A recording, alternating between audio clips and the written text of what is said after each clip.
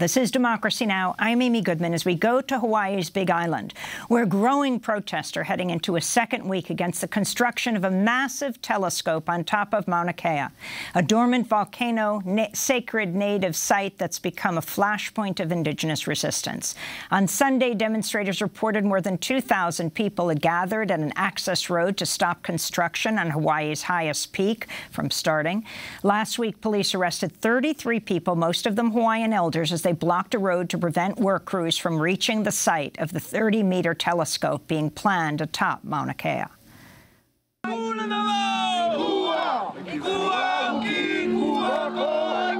have a right to worship God in the environment of our belief. Respect it.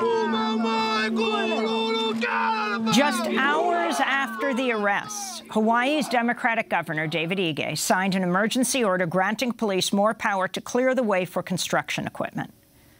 This afternoon, I signed an emergency proclamation for the situation on Mauna Kea. Since Monday, protesters have illegally occupied roads and highways. We do believe that this emergency proclamation gives law enforcement the additional tools that they need to continue to work to keep the people safe. Activists say construction of the telescope was approved without consulting the local Native community. The protests build on decades of indigenous resistance in Hawaii. This week, the Hawaii County Council plans to vote on a resolution, quote, strongly urging Governor Ige and Mayor Harry Kim to honor a request for a 60-day moratorium on the construction. For more, we go to Hawaii's Big Island, where we're joined by Pua Case, an indigenous organizer, one of the leading activists defending Hawaii's Mauna Kea. Welcome to Democracy Now! It's great to have you with us, Pua. If you can describe for us where you are and just tell us what is happening, who is building or attempting to build this telescope, and why are the indigenous people of Hawaii so concerned? Aloha mai kākou o Pua Case ko uinoa o Mauna Kea ku Mauna. Aloha everyone, my name is Pua Case. Mauna Kea is my mountain. I'm reporting from a hunter's check-in station at a place called Pu'uhuluhulu, which is right across the street of the access road leading up to Mauna Kea. Mauna Kea is a sacred mountain for us here in Hawaii. Mauna Kea is genealogically linked to the native people of these lands. Mauna Kea is known as our kupuna, our ancestor, our teacher, our protector, our corrector, and our guide. And so for the last 10 years, we have held off the project of the building of an 18-story telescope on the top of our mountain near the summit on a pristine area called the Northern Plateau over our water aquifer and the source of water for much of this island. Those who are partnering in this project are Canada, China, India, Japan, and the United States in the area of California, with the largest single donor being the Gordon and Betty Moore Foundation in Palo Alto. So why we are standing for this mountain is quite simple, Amy, and thank you for having me on the show. If I could put it very simply, I would say, if we don't stand for the most sacred, what will we stand for? And if not now, when will we stand? So we are making a stand as not just Native people and not just the local community, but really a worldwide community, because there are so many similarities. There are Native people everywhere around the world standing for their mountaintops, for their waters, for their land bases, their oceans, and their life ways. We are no different than them. But because Mauna Kea is the highest mountain in the world, from the seafloor. And spiritually speaking, there are reasons that Mauna Kea is connected to many different mountains around the world. And the integrity and the essence of water in our spirituality is why we must not allow 18 stories to be built on the northern plateau of our mountain. It is the one too many and the one too big. And we have said no for the last 10 years and have been successful so far in stopping the project. Now, the foundation gave money to Caltech, is that right, Pua? And yes, it is. And who was consulted? Why do they have rights to this mountain? There are other telescopes there, is that right? Yes, there are other telescopes on the summit of the mountain. The University of Hawaii has the lease on the summit of the mountain until 2033.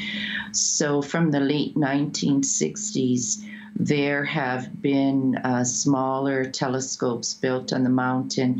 And you know, Amy, you have to understand, and I'm explaining to the world community right now, it would take a whole semester course to try to explain why 13 telescopes are now sitting at the top of the mountain.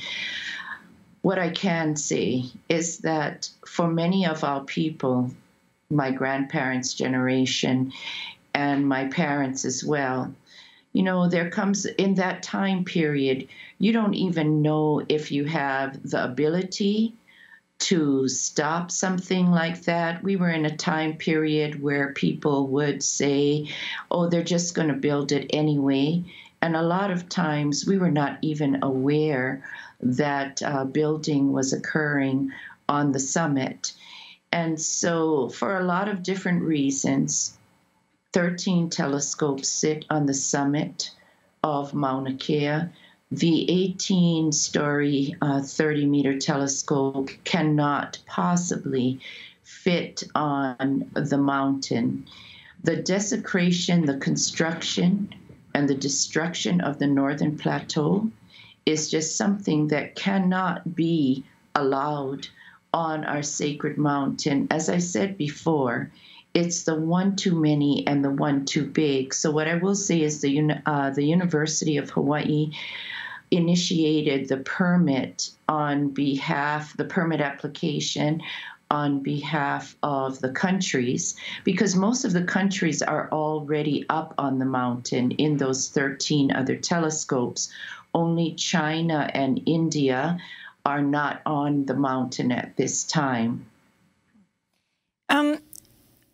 We heard that the National Guard might be called in. You have the Hawaii Governor, David Ige, issuing an emergency order granting police more power to clear the way for construction equipment.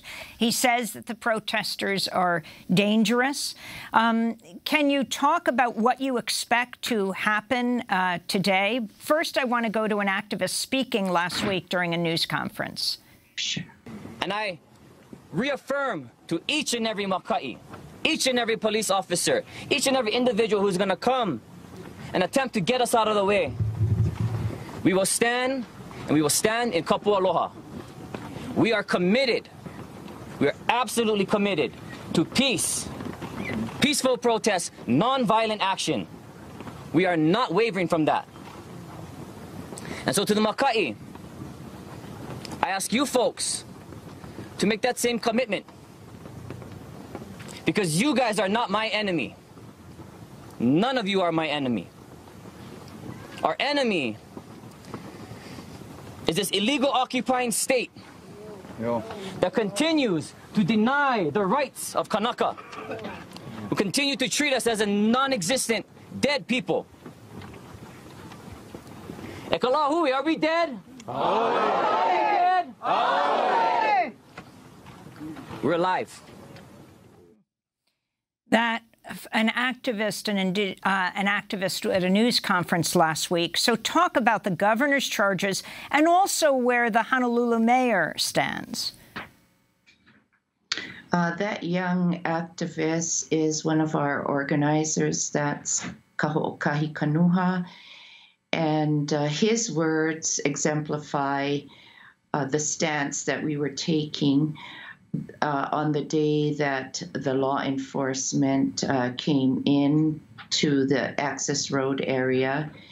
And what I want to preface this with is, who would ever think, and that's what I spoke to the Maka'i, or the law enforcement, about as they stood there, some of them in full riot gear with their batons. Many of them either are relatives or Native Hawaiians who are put in a very difficult position to have to stand there and possibly arrest us, and certainly the possibility of harm. So what I said to them that day was, who would ever think that in Hawaii, I, as a middle school teacher and just the daughter of ranchers that come from this area, and many of us, we are mothers and fathers. We are aunties and uncles. We are elders, and we are youth. And being so passionate about what is left of our culture, our sacred places, and our life ways, that we would find ourselves standing in the middle of the street, facing armed officers with only our kapu aloha, or the manner in which we stand, our code of conduct, integrity, standing in the way that our ancestors would expect and command of us, in nonviolence, no resistance, facing our relatives. And so that in itself is very difficult. So Governor Ige, Oahu governor, did issue a state of emergency at the end of that day, after 33 of our elders were arrested because they had made a stand, and they are still sitting in those chairs till today, make a stand to block that access road, because that is the only way that the machinery will be able to go up the mountain. So what I want to Pua, I wanted to read from the Honolulu Star-Advertiser, the local paper. Sure. It says the Gordon and Betty Moore Foundation in 2007 committed $200 million to the California Institute of Technology and the University of California toward TMT's construction. Gordon Moore is the leader of the semiconductor industry, co-founder of Intel Corporation, creator of the world's first microprocessor. You have what happened yesterday at Standing Rock. Standing Rock Sioux tribal members gathering at the epicenter of the Dakota Access Pipeline to show solidarity with Native Hawaiians who are opposing the construction of this huge telescope at Mauna Kea. Can you compare what's happening right now to what took place in Standing Rock? Do you see similarities? I certainly can, because I was at Standing Rock twice, and so were a large number of our people here. When Standing Rock occurred, we already had a relationship with the leadership of both Sacred Stone Camp and Standing Rock. And in fact, the first day when we took that stance, when the elders sat there and chose to block the road, the first caller that we had that morning to bless our day was LaDonna Brave Bull Allard. So we have a very close relationship to our relatives, because we are both standing for what is sacred: water. We are standing for the water from our mountain, and they, of course, are standing for their water. The similarities are astounding, some of them being, you have a small space with a large amount of people that cannot help themselves but be there. Because for those of us who are either struggling, who have lost so much, when we see the opportunity to assist and support relatives who are going through the same thing, we will do everything in our power to either be there or assist in some way from afar. So many of our relatives from Standing Rock have pledged to be here if we put the call out. So the camaraderie, the alliances, the networking, and the relationships that you create when you stand on each other's front lines is something that is binding. We make a commitment to each other. Right now, we have not put out that call because we went from 30 people when we started last Friday. We are up to about 3,000 people. So at this point, we have not put a call out to anyone anywhere other than Hawaii. However, we are finding each day that relatives from all around the world are finding their way here, even though that call out has not been made. And do you expect the National Guard to come out today? The National Guard is here, yes. When Governor Ige did issue the state of emergency that allowed for the deployment of the National Guard, we know that they have been flying in. We know that they're housed very close to where we are because the Pohakuloa military base is just miles down the road. I can't tell you what will happen today, to be quite honest.